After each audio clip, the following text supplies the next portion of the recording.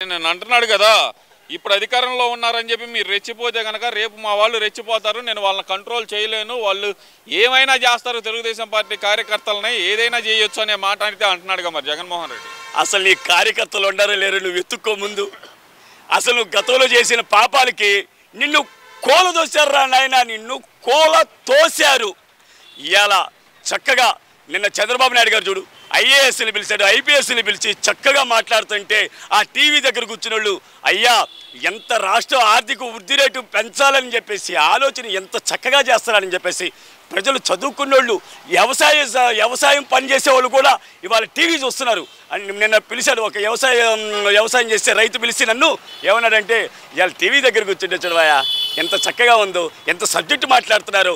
వాళ్ళందరూ కూర్చొని మాట్లాడితే ఏమైతే తెలుసా, మన రాష్ట్ర భవిష్యత్తు ఈ కలెక్టర్ మొత్తం ఒక్కొక్కడు ఒక్కొక్క రీతిగా చదువుతాడు, ఒక్కొక్కడు ఒక్కొక్కటి చదువుతాడు. అప్పుడు దాన్ని బట్టి ఆలోచన వస్తుంది, ఈ ఆలోచన బట్టి ముందుకెళ్ళొచ్చు. అందరూ 4 చోట్ల ఉంటే అర్థం కాదు, అందరూ ఒక చోట తీసుకొస్తే వాళ్ళు ఒక్కొక్క మైండ్లో ఏముందో వాడి అందరూ బయటికి తీసుకొచ్చి చక్కగా చదువుతాడని చెప్పేసి కలెక్టర్ ఐఏఎస్ల చేత చక్కగా మాట్లాడించాడు. జగన్మోహన్ రెడ్డి మాట్లాడి లేదా అంబటి రాంబాబు చేత, కొడాలి నాని చేత వీళ్ళందరి దగ్గర బుర్ర లేదంటారా, వాళ్ళు ఏం సమాధానం చెప్పలేదంటారు? నిజంగాండి బుర్ర బాగా ఉందండి వాళ్ళ దగ్గర. ఎందుకంటే బూతులు తొట్టడానికి ఉందండి, ఏదంటే అమ్మ ఏది ఆడవాళ్ళని అదని ఇదని మాట్లాడటానికి ఒకడు, భూములుగా చేయడానికి ఒకడు, ఇంకొకటి ఏమన్నా దోసుకోవడానికి మటలు చేయడానికి ఒకడు, ఒకటి మీద చంద్రబాబు నాయుడు మీద తిట్టడానికి ఒకడు. ఈ రకంగా తప్పితే వాళ్ళు దేనికి పరిగిరాని ఎదవలని ప్రజలు నిర్ణయించుకున్నారు ఇవాళ. మరి వల్లభనేని వంశీ కనుక తప్పు చేయకపోతే ఆయన ఎందుకు పారిపోతున్నాడు అనుకోవచ్చు అంటారు, నాకు బెయిల్ కావాలని చెప్పి ఎందుకు పిటిషన్ వేశారు అనుకోవచ్చు అంటారు. మాట తప్పనో మడవ తిప్పనో నేను ఎవరికి భయపడినా అన్నాడు కదా, నా వెంట్రుకు కూడా పీకలేరు అన్నారు కదా వల్లభనేని వంశీ కూడా. మరి ఎంట్రుకలు ఎవరు పీకగలవాడి, వారి కార్యకర్తలు పీకడానికి కూడా సిద్ధమయ్యి వాడు పారిపోయాడు, దొరకల. వీళ్ళు నిజం చెప్పాలంటే పోలీస్ శాఖ కూడా చిన్న తప్పు పని చేసింది. అది మీరు ముందుగానే అరెస్ట్ చేసి లోపల దెంగినెడతా నా కొడుకుని. ఎందుకంటే చంద్రబాబు నాయుడు అన్న మాటలకి నా చెవులు ఆ రోజు నా కొడుకుని వాడిని ఎక్కడుండే ఎంటాడి నరుకుదామని చూసా. అంటే మీరు చెడుగా అనుకోవద్దండి, దేవుడు అనేవాడు ఎక్కడున్నాడంటే చంద్రబాబు నాయుడు రూపంలో ఉంటాడు. ఎందుకంటే గతంలో 5 ఏళ్లలో నా పిల్లలు సస్యశాలంగా తిరిగాం. ఇవాళ నా కొడుకు వాడు వచ్చిన తర్వాత జగన్మోహన్ రెడ్డి అనేవాడు కూడా వచ్చిన తర్వాత నా జీవితం నాశనం అయిపోయింది, వ్యాపారం నష్టం వచ్చింది, కరోనా వచ్చి నా భూములు పడిపోయిన 3 రాజధానుల తర్వాత కూడా. అందువల్ల రాష్ట్రమే బొగ్గైపోయింది. ఈ అమ్మాయి ఇలా జనుకులు ఎప్పుడు పోతారని చెప్పేసి ప్రజలు నిర్ణయించుకొని ఓటేశారండి. అలా ఇప్పటికీ ప్రజలు అంటలా వాళ్ళు ఈవీఎంలు మాయా అంటున్నారు, మరి దానికి ఏం చెబుతాను? గతారే నీ అమ్మ 151 వచ్చినప్పుడు ఈఎంలు మా ఆయన మా చంద్రబాబు నాయుడు అన్నారా, ప్రజలు నిర్ణయించుకొని ఓటేశారా. అది నీవు ఒక్కసారి శాంక్షన్ అడిగావు కాబట్టి ఓటేశారు. నువ్వు వేసిన దానికి మనం ఏం మాట్లాడకూడదు. మనం మళ్ళీ రేపొద్దున ప్రజల్లోకి వెళ్ళి మేము ఏం తప్పు చేసామని ఆయన అడుగుదాం అనుకున్నాడు. కానీ నీలాగా ఏదో మాటలు ఎక్కడ సేవలు ఉన్నాయని ఎత్తుక్కునేవి, నువ్వు ఒక పెద్ద సైతానివి, నువ్వు ఎక్కడైతే కరువు దెయ్యానివి, నువ్వు ఒక దెయ్యంలాగే అంటపడుతున్నావు ప్రజలేమంటే. నీ దయ్యాన్ని వదిలించుకోవడానికి ఇంకా వీళ్ళు ప్రజలు నిర్ణయించుకున్నారే, నువ్వు ఉండకూడదని చెప్పేసి అనుకుంటున్నారా ఊళ్ళో. ఎందుకని ఉండకూడదు అనుకుంటున్నారు? ముఖ్యంగా ఇక్కడ ఏంటంటే కనుక నేను లేకపోతే రాష్ట్రంలో మా కార్యకర్తలను చంపేస్తారంటున్న జగన్మోహన్ రెడ్డి శుక్రవారం వస్తే బెంగళూరు ఎందుకు వెళ్తున్నారు, మళ్ళీ మంగళవారం ఎందుకు వస్తున్నాడు అనుకోవచ్చు అంటారు. వాళ్ళ కార్యకర్తలు కూడా నిజంగా వాళ్ళ పార్టీలో ఉండి వాళ్ళకి గొడవలు జరిగి కొంతమంది చచ్చిపోయారండి. కొంతమంది నిజం చెప్పాలంటే మా కార్యకర్తలు తెలుగుదేశం కార్యకర్తలు వైసీపీ కార్యకర్తలు చెప్పారు. ఇవాళ చాలా శాంతి భద్రతలు చాలా చక్కగా ఉంది, ఎంతో హాయిగా ఉండారు. నువ్వు ఇంత ముందులాగా ఇదిగో నువ్వు వచ్చేదో గొడవలు పెట్టాలనుకుని నీకు చేయరు. ప్రజలు నిర్ణయించుకున్నారు మన బిడ్డల భవిష్యత్తు బాడైపోయిద్ది. అరే ఈ నా కొడుకు మనకొద్దు, ఎందుకంటే మన పిల్లలు నాశనం అయిపోతే మన జీవిత విధానం నాశనం అయిపోతే వద్దు. ఈడు కళ్ళలో సృష్టించేవాడు కానీ సంపద సృష్టించేవాడు కాదని చెప్పేసి ప్రజలు చాలా ఇవాళ ఆనందంగా తిరుగుతున్నారు. ముఖ్యంగా చూస్తే కనుక చంద్రబాబు నాయుడు సంపద సృష్టిస్తానని చెప్పి సంపద సృష్టించకుండా ఆయన అప్పులు తీసుకొచ్చి ఈ పథకాలు ఇస్తున్నాడు కదా, దాన్ని అదేమన్నా సంపద సృష్టించడం అంటున్నాడు మరి జగన్మోహన్ రెడ్డి. అరే దివాను, గతంలో నువ్వు చేసిన అప్పులకి నాశనం చేసావు రాష్ట్రాన్ని. నువ్వు సంపద సృష్టిస్తే అప్పులు చేయాల్సిన అవసరం ఎదురా. నువ్వు గతంలో ఏం చెప్పావు, నేను వస్తే అబ్బో ఎంత పొడుగు పడుతానన్నావు. ఏం పొడిచావు రాష్ట్రాన్ని, పాతాల నువ్వు తొక్కేసావురా. నీ అమ్మ నువ్వు తొక్కేసింది కాకుండా ఎప్పుడో ఈ 2 నెలలు 3 నెలలు అప్పు దాకుండా అట్టకుంటావురా నాయన. రాష్ట్రం ఏ రకంగా నువ్వు కుప్ప తొట్టిలాగా తయారు చేసావురా. నీ అమ్మ రాష్ట్రాన్ని పూల బాటలాగా తయారు చేస్తే ఇవాళ మనకి కర్మ ఎందుకురా. ఎంతమంది దగ్గర నేను అంటున్నాను రా, కుప్ప తొట్టిలాగా తయారు చేశాడన్నా ఈడు. ఈడి అమ్మాయి ఈడి ఎదవని దగ్గర ఈ ఎదవ పోయాడన్న హాయిగా పూల బాటలాగా ఉందన్న. రాష్ట్రం కూడా నీ అమ్మాయి ఎవరు చూసినా మొక్కలో చిరునవ్వు ఉందన్న.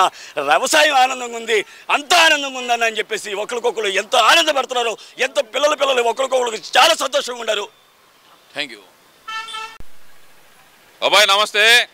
ఇక్కడ మరి ముఖ్యంగా చూస్తే కనుక నిన్న జగన్మోహన్ రెడ్డి ఏదైతే అక్రమాస్తుల కేసు ఉందో ఆ కేసు సుప్రీంకోర్టులో ఆయన బెయిల్, జగన్మోహన్ రెడ్డి బెయిల్ రద్దు చేయాలని చెప్పి సుప్రీంకోర్టులో పిటిషన్ వేశారు రఘురామకృష్ణరాజు గారు. దాని మీద సుప్రీంకోర్టు జడ్జి గారు ఇచ్చిన తీర్పు అయితే ఎలా చూడొచ్చు అంటారు? ముఖ్యంగా తెలంగాణ హైకోర్టుని ఇమీడియట్గా ఈ కేసులన్నీ విచారణ జరిపించాల్సిందే అంటూ ఆదేశాలు ఇచ్చారు కదా. ఈ ఆదేశాల అమలు అయితే కనుక జగన్మోహన్ రెడ్డి పరిస్థితి ఎలా ఉండబోతుంది అంటారు? జగన్మోహన్ రెడ్డి అన్న టైం దగ్గరికి వచ్చేసిందన్న. ఇక మన టైం దగ్గరికి వచ్చేసరికి నువ్వు సెక్యూరిటీ అదని ఇదని ఏదేదో ఊహించుకుంటున్నావు అన్న. నువ్వు ఇవన్నీ డైవర్ట్ చేయడానికి నువ్వు ఏదో అడ్డదారులు మాట్లాడుతున్నావు. నీకు సెక్యూరిటీ అవసరం లేదన్నా. నువ్వు ఏం చేసావన్నా అన్న? నువ్వు సెక్యూరిటీ కావాల్సింది మహానుభావుడు చంద్రబాబు నాయుడు గారు ఆ రోజు నక్సలైట్లు ఆయన్ని కావాలని తిరుపతి కొండలో ఆయనకి ఇచ్చేస్తే అప్పుడు సెక్యూరిటీ ఇచ్చారన్న. నిన్ను ఎవరు అంబాసిడర్ చేశారన్న? నిన్ను ఎవరు చంపడానికి ప్రయత్నం చేయలేదు కదన్నా. నువ్వు ఏదో గులకరాలు వేయించుకున్నావు. ఈ గులకరాల డ్రామాలతో నువ్వు పైన గత 5 సంవత్సరాలు గడిపావు. ఇంకా ఈ జనాలు మొత్తం తెలుసుకొని ఇదంతా డ్రామాలు రాయుడు చేతగాట్లేదురా అని చెప్పేసి ఎదవకి ఇవ్వటం వల్ల మన రాష్ట్రం నాశనం అయిపోయింది. వాళ్ళు తెలుసుకున్నారు. మన ఇంట్లో గంజాయి మొక్క మలిపించుకోం కదన్నా. ఎందుకు మలిపించుకుంటాం? గంజాయి మొక్కలు నాశనం అయిపోతాడని తెలుసా? అట్టనే నువ్వు చేసిన పరిపాలన అలా నాశనం అయిపోయింది రాష్ట్రం. అట్టనే ఒక మంచి చెట్టు వేసుకోవాలి, ఒక తులసి చెట్టు వేసుకోవాలి, ఒక యాప చెట్టు వేసుకోవాలి, ఒక మామిడి చెట్టు వేసుకోవాలని చెప్పేసి ప్రజల్లో ఒక స్పందన వచ్చింది ఇవాళ. ఎందుకంటారంటే ప్రజలు అయ్యా ఆ చెట్లు ఫలాలు ఇస్తాయి, ఆ చెట్లు ఆక్సిజన్ ఇస్తాయి, ఆ చెట్ల వల్ల ఇంట్లో ఆ అంటువ్యాధులు రావయ్యా అని చెప్పేసి ఎంతోమంది నాతో చూస్తూ ఉంటారు. అట్టనే మేము వదిలించుకున్నామయ్యా. అలా ఎన్నో గ్రామాల్లోకి వెళ్తే అంటున్నారు, అయ్యా ఇట్లాంటి ఓడు మనకి చరిత్రలోనే ఇంకొద్దయ్యా. మేము వాళ్ళందరూ కలిసే తిరుగుతున్నామయ్యా, మంచిగా తిరుగుతున్నాము, చాలా హాయిగా ఉన్నాము. ఈడొస్తే ఇప్పుడు బంగ్లాదేశ్ ఎట్ట నాశనం అయిపోయిందో, ఉక్రెయిన్ రష్యాలు ఎన్ని ఎట్టగొట్టుకుంటాయో, ఈ దరిద్రుడు పోతే అసలు ఈ దరిద్రుడు అనే పేరు తలవకుండా ఆ చంద్రబాబు నాయుడు గారు కూడా వాడి పేరు ఎత్తదని చెప్పి ప్రజల్లోనే అనుకుంటున్నారు. అసలు జగన్మోహన్ రెడ్డి వద్దని ఎవరికండి? జగన్మోహన్ రెడ్డి అనే పార్టీ పతనం అయిపోయింది. అసలు లేదు వాడిది. ఏదో ఒక వాగుడు అవుతాడు, 6 నెలలు అవుతాడు, 3 నెలలు అవుతాడు, వెళ్ళిపోతాడు. ఇంకా ఏముండడు, యాడిపోతాడు, ఇదేశాలు వెళ్ళిపోతాడు, ఇటలు వెళ్ళిపోతాడు. లేకపోతేనేమన్నా మా ఏది శ్రీకృష్ణ జన్మశరం ఉంది, దాన్ని సిబిఐ అరెస్ట్ చేస్తుంది, అరెస్ట్ చేసి జైలు వేస్తుంది. అలా జరిగింది. కానీ ఇప్పుడు ఈయన మడికి వదిలిపెడితే దేశానికి కూడా నష్టమే. సిబిఐ తీసుకెళ్ళి అరెస్ట్ చేస్తే ఎంతో మంచిదని ప్రజలు అనుకుంటున్నారు.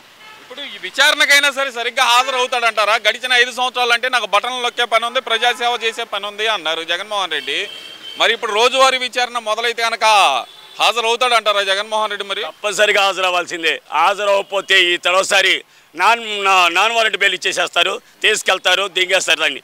అది కాకుండా ఇక్కడ చెల్లెలు చంద్రబాబు నాయుడు గారు గతంలో జరిగింది నాకు ఇమ్మీడియట్గా కావాలి, మీరు ఉంటే నాకు న్యాయం జరిగిద్దని చెప్పేసి సెల్లులు కూడా నిన్న హోం మంత్రి ఆమె దగ్గరకు వచ్చి మాట్లాడి చక్కగా, అమ్మా నీకు చేసి పెడతానమ్మా, నీకెందుకు సునీత గారు మీకు న్యాయం చేసి పెట్టేదాకా మేము నిద్రపోవమ్మా, నీకు ఎందుకు చూడమ్మా 6 నెలల్లో ఇతను చాప్టర్ క్లోజ్ అయిపోద్దని చెప్పేసి వైసీపీ నాయకులు వైసీపీ కార్యకర్తలే అనుకుంటున్నారు. ఇతను రాడు అనేది వాళ్ళే నిర్ణయించుకున్నారు.